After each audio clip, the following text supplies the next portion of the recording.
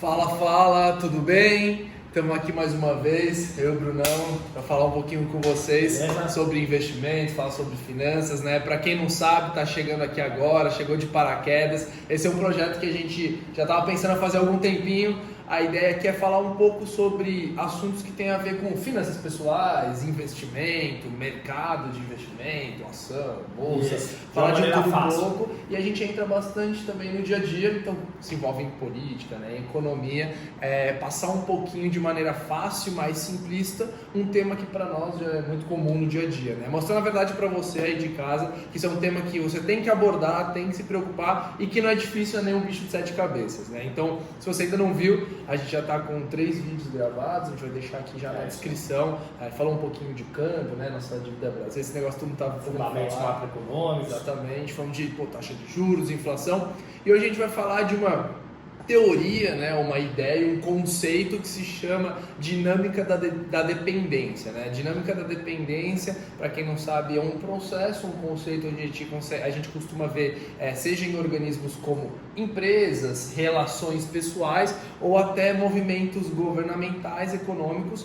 onde um participante ele cria uma estrutura onde se beneficia da atuação do outro e põe você lá basicamente numa rodinha de rato girando. E a gente acha que está sendo salvo. Esse é o principal ponto, por isso a dinâmica da dependência. Então, no final das contas, é alguém que não corre os seus riscos e qualquer benefício que você tenha, ele se aproveita também, fazendo você cada vez mais ficar mais dependente e depender da estrutura dele. Sem perceber, né? É muito sutil isso. Essa é a principal questão, né? O cara vai te injetando, vai te dando açúcar, né? Vai te dando aquela droga branca que você não percebe, acha que é bom pra ti, no final dá errado. Então, parar de enrolar aqui, para começar explicando esse nome aí rebuscado, dinâmica da dependência, que é um conceito bem simples, falar um pouquinho de atualidades e como, por exemplo, o teto do gastos, que é algo que a gente está vendo muito aí no jornal, tá todo mundo vendo, acho que não está inteirado, como que faz parte desse processo. Acho que isso eu acho que ele começa nele, né? Porque basicamente, até para desmistificar um pouco, talvez ninguém saiba, não é todo mundo que sabe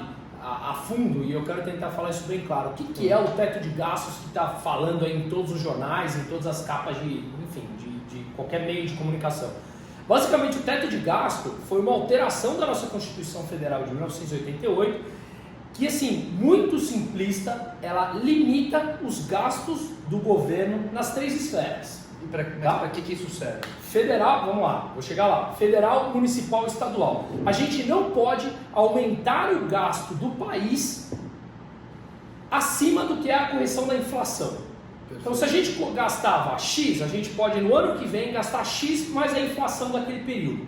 Por quê? Porque a gente tem um limite da nossa dívida que hoje vai beirar, daqui a algum tempinho já, 100% do nosso PIB. Ou seja, basicamente, o que o país deve é 100% daquilo que ele arrecada e produz, que é o PIB. Te devo R$100 e eu ganho R$100 por mês. É isso. E aí eu tenho que abrir mão de comer, de pagar o meu aluguel, Perfeito. De sair de casa só para pagar o que eu te devo. Você perde toda a tua capacidade de investimento, porque toda a tua arrecadação e produção de riqueza está indo para o pagamento da dívida.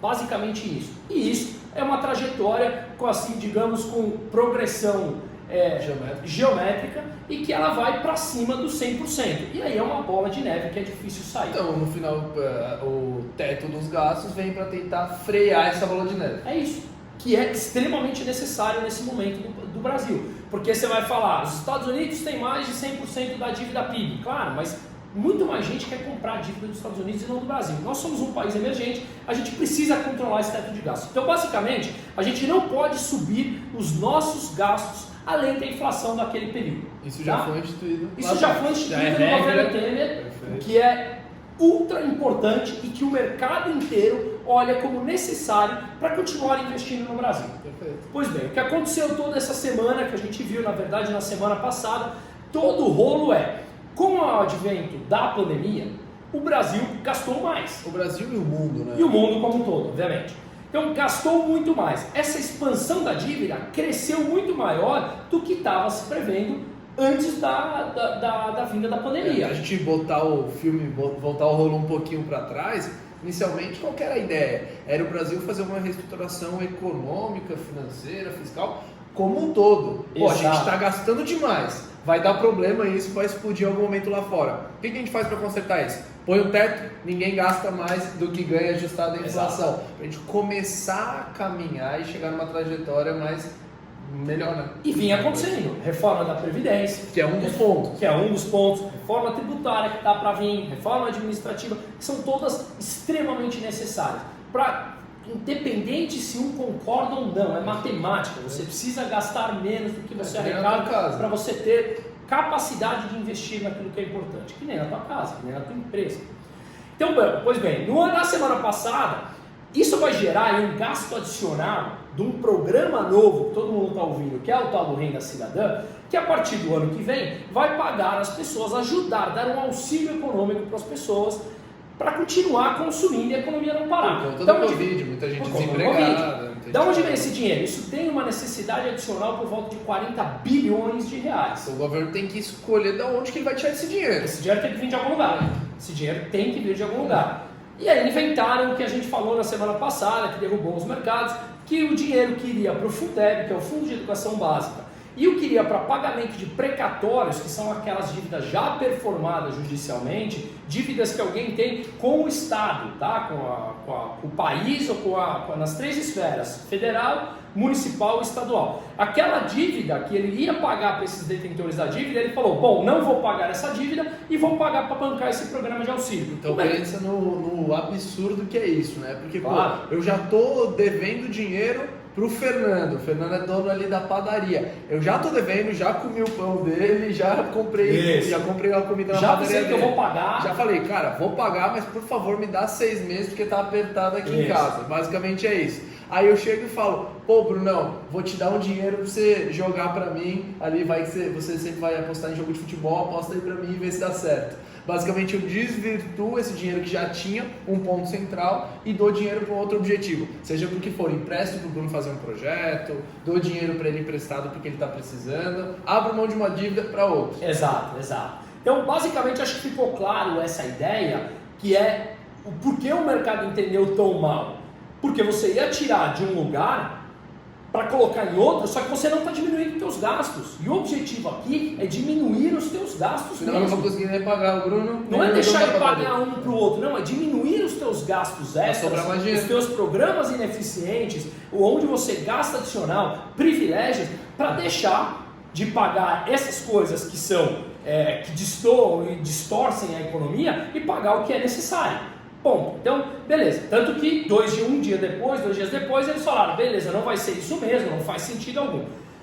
Então, acho que deu para entender essa lógica, mas o importante é a gente gastar mais tempo no que é o nosso papo, que é a dinâmica da dependência, como você falou. No final das contas, todas essas soluções perfeitas, soluções milagrosas, são formas de que o Estado, por exemplo, chega num momento de crise para tentar sair como salvador da pátria. Aí que vem o ponto. Aí a gente chegou no grande pulo, no grande gancho para você entrar na dinâmica da dependência.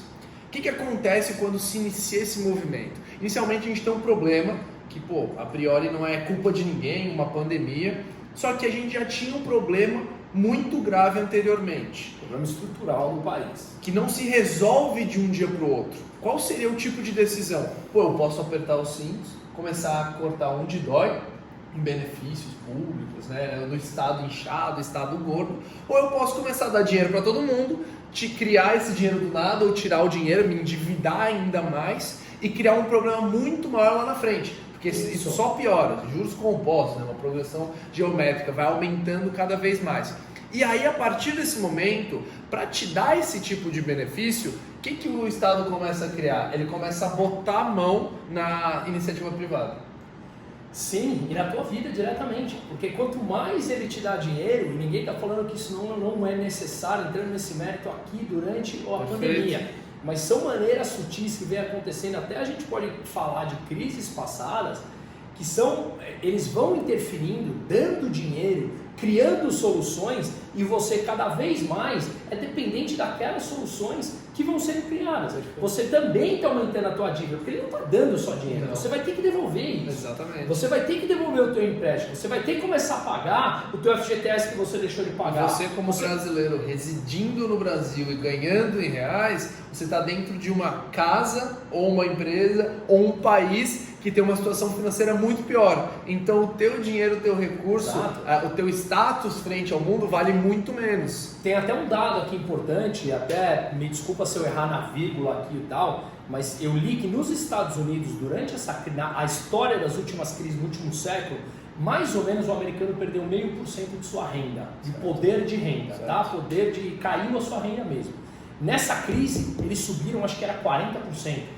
Por quê? Porque os incentivos, o governo dando dinheiro para ele, literalmente. E muitas vezes as pessoas lá estão ganhando mais, assim como aqui, e na Europa também, ganhando mais com o auxílio do que ganhando trabalhando. Acho que é na Espanha que você tem um caso legal. Na Espanha, legal, que eu morei alguns anos lá, exatamente. Esse é demais. Eu estava um dia lá na praia, realmente, estava correndo, aí conheci um cara e tal, e o cara tinha 21 anos, e aí ele falou, pô, eu fico mudando de cidade a cada 6 meses, porque eu tenho um certo período para ganhar o seguro-desemprego, eu vou ganhando, e aí quando chega eu vou para outra cidade para dar entrada no novo benefício. Eu falei, mas pô, você tem 21 anos, está na fase de começar a produzir, você não quer? Não, assim tá melhor, eu ganho mais. Então você cria pessoas dependentes de benefícios que não criam incentivo ao trabalho. Perfeito. E aí você esse cara não desenvolve habilidade nenhuma técnica. Ele não produz para o país. Não produz nada, ele tem muitas que sustentar vezes uma estrutura. Muitas vezes ele tem uma capacidade criativa e esse cara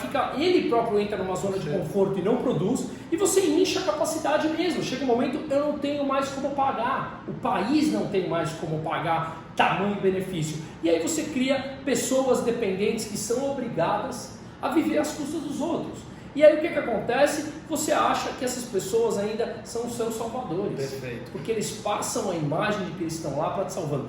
Graças a mim, você está comprando. A gente viu no governo, nos primeiros governos do Lula lá, olha, graças a mim você está tendo acesso a uma geladeira. Graças a mim você está tendo acesso a um financiamento. Disponibilizou as linhas de crédito. E naquele momento foi. Só que uma hora a conta chega. Que agora? A gente viu 2014 a 2017, acontecendo a pior crise da história do Brasil, muito por conta disso. E o ponto aqui que você fala muito bem, Brunão, é a sutileza, porque são em doses homeopáticas, até você tomar conta, que nem a jiboia, né? Vai se amarrando até quebrar tudo. Porque esse cara, por exemplo, que aproveita desse benefício, pelo amor de Deus, não que esteja errado um caso pontual, não que não seja importante durante o Covid você fazer o auxílio, mas entender qual é o nível de importância, o que é prioridade. Quando você faz isso e começa a tomar conta dessa forma em escala na sociedade, da capacidade produtiva como um todo, o indivíduo ele se torna dependente, ele não funciona sem aquilo. Ele não corre riscos, que é o mais importante de tudo, ele não empreende. A gente tem que lembrar, voltar lá atrás e por que a gente está fazendo essa volta toda, porque o que gera riqueza em qualquer tipo de estrutura, em qualquer tipo de país, é a tomada de risco, é você solucionar problemas e dores de uma sociedade. Por isso que o empresário, o empreendedor, no final das contas, ele tem que ser valorizado, diferentemente do que a gente vê, um absurdo você reajustar os preços durante a pandemia, que a gente até falou bastante no nosso último vídeo. O cara que é o empresário, empreendedor, ele toma todo o risco exclusivamente para ele. Ele vai lá, se arrisca, pega dinheiro, investe. Se der errado, quebrou, a história paga, ninguém lembra. Tem milhares de outros empreendedores. Se der certo esse cara ganhar muito dinheiro, é porque ele beneficiou a sociedade como um todo. Claro, a gente está falando aqui só de forma lícita, né? Sem fazer mal para a sociedade.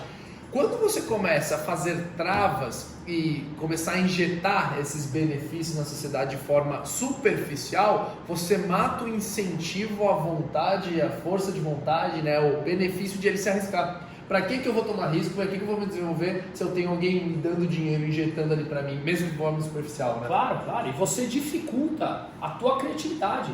Porque se você tem uma ideia boa, que todos os adventos da humanidade veio de uma ideia boa de um empreendedor. Esse cara colocou em prática e desenvolveu produtos e serviços que a gente tem hoje. Você precisa resolver, é assim que vem. Só que aí como é que é a dinâmica? Você vem, aí vem um tal burocrata que muitas vezes não conhece, e o Covid, eu não vou entrar nos pontos específicos aqui, porque eu também não sou médico, não entendo nada disso, mas a gente viu muita gente colocando tamanhos protocolos aí, se passando como salvadores, com muitos recursos eleitoreiros aí. E eu não estou só falando de Brasil, eu estou falando lá do presidente, por exemplo, da OMS, que tem muitas denúncias em cima dele. Enfim, o ponto é, eles criam soluções, a gente se sente obrigados a seguir aquelas obrigações por uma imposição e no fim você termina o dia achando que aquilo é sempre uma maravilha. Então você cria, voltando aqui, o empreendedor, ele cria uma solução em um produto que agrega para a sociedade, pensa lá atrás, na roda, nas primeiras máquinas, o que for. É uma criatividade humana colocando lá em prol para solucionar um problema. Aí vem um tal burocrata que muitas vezes não entende sobre o que ele está fazendo, entende aquele mercado. Não utiliza do produto, não sabe as normas. Mas ele cria uma norma para... olha, eu estava lendo isso falando com você sobre isso. Um cortador de grama nos Estados Unidos. Um cara estava reclamando sobre o cortador de grama porque foi criada uma obrigatoriedade que ele tem que ter uma proteção lá para a pessoa não enfiar o pé. Só que essa proteção fazia com que ele cortasse pior a grama. Perfeito. Então, tantos produtos que a gente tem na nossa vida, a gente vê isso. Por que os produtos podem cair de qualidade algumas vezes? Você vai ver lá no fundo, claro, não são todos, você tem uma imposição de algum burocrata que colocou alguma coisa, aí vem uma nova solução criativa de um outro empreendedor que daqui a pouco tem uma outra norma que dificulta. Sempre buscando botar a mão e aproveitar do risco dos outros. Então a gente está sempre na dependência de alguém que está legislando, muitas vezes sem conhecer uma causa. E aí a gente volta nessa dinâmica da dependência. De novo, eu não quero entrar aqui em protocolos de Covid, porque realmente é um tema muito delicado, mas a gente está vivendo, não só agora, mas na crise de 2008, círculos viciosos que a gente percebe o quanto a nossa vida é doutrinada. A gente estuda o que o Estado quer. Exatamente. A gente estuda o que o MEC quer. A gente passa para o nosso filho, não aquilo talvez que a gente quer, mas aquilo que é passado lá por eles. A gente consome um produto que está aprovado só por eles. A gente anda do jeito que, no fim, a gente parece realmente um robozinho. Então, eu gosto de questionar essas regras. Eu gosto de me impor e dá trabalho, né? Porque você gasta energia para pensar contrário. A gente até estava brincando bastante que nesses momentos parece sutil, parece não ser perigoso. Mas se a gente abre as pernas, né, deixa tudo acontecer e fica apenas à mercê só ouvindo Jornal Nacional, só vendo o que sai na notícia... A informação mais fácil. Mais fácil, aquilo não tem nenhum tipo de trabalho, de escrutínio para eu entender a fundo qual que é a ideia ali por trás. Eu não penso, eu só absorvo e repasso, eu só replico. E a gente começa a criar, se a gente deixa isso acontecer, vamos supor, mundo ideal, passou o Covid e deu tudo certo. Daqui a 5 anos, a gente tem uma bomba gigantesca na mão, onde a gente tem um ambiente muito pior para se você que é jovem, você que é novo, querer empreender, querer tomar risco, vai ser muito mais difícil, provavelmente tua carga tributária vai ser muito maior, tanto no trabalhador quanto na empresa, esse custo. Todo esse custo, um problema que ficou para trás, que foi resolvido, agora vai nos assombrar e vai causar uma bola de neve, um efeito multiplicador muito maior. No final das contas, e até o que a gente estava falando um pouquinho antes de gravar, quando isso acontece, quando você começa a abrir mão da tua liberdade, o processo reverso é muito perigoso.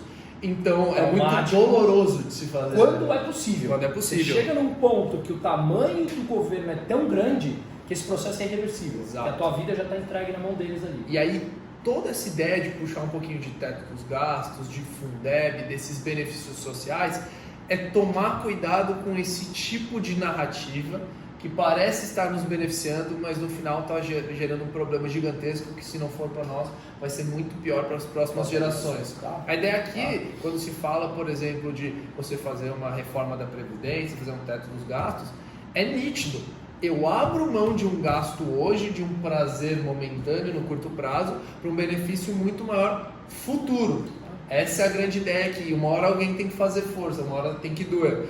Acho que... É isso, você está endividado, você não sai para comer todo dia. Exato. Você troca de gasto. Diminui o meu gasto quando eu acompanho. Senão a gente vai ser dependente de alguém. Do banco que vai nos financiar, do amigo, do pai, da mãe, do tio, de quem quer que seja.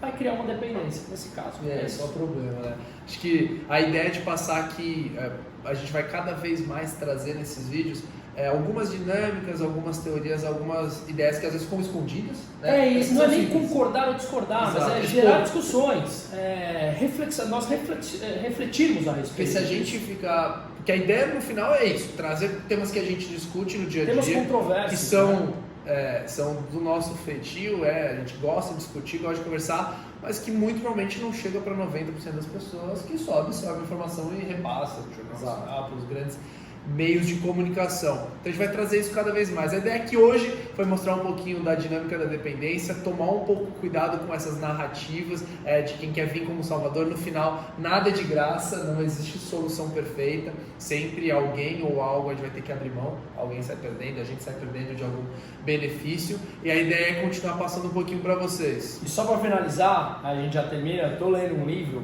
que chama A Bela Anarquia, de Jeffrey Tucker, que ele basicamente fala o seguinte: o Estado sabe que se a sociedade civil se junta, ninguém pode contra ela. Não tem como. E se eles perceberem esse grau de dependência, todos nós nos juntarmos, eles não têm mais como concorrer. Né? Então o que eles fazem? A estratégia historicamente deles, isso ele falando no livro, tá? É dividir a sociedade, fragmentar em pequenos grupos e aparecer alguém como o salvador da pátria para você. Porque a gente quebrado em vários grupos, a gente não é forte contra eles. Então é sempre a estratégia deles, eles saem como salvador da pátria e a gente continua, como você falou, o ratinho girando a rodinha e tocando a nossa vida. Se eu sou vários indivíduos pequenos, eu não quero gastar energia para o benefício compartilhado. Lógico. Se eu sou um cara central que aproveita um pouquinho de cada um, aí eu faço muita força. Obrigado, pessoal. Por hoje é só. Na próxima a gente vai voltar com outros temas, falar um pouquinho mais de mercado. Se não segue a gente ainda nas redes sociais, vou deixar aqui as redes do Brunão. Dá like aí no vídeo se você gostou. A ideia aqui é só compartilhar essa informação para mais pessoas que pensam de forma parecida, querem esse tipo de informação, e se inscrever no canal caso você esteja gostando e queira escutar um pouquinho, ouvir um pouquinho, ver um pouquinho mais desse tipo de conteúdo. Obrigado pela atenção, até a próxima.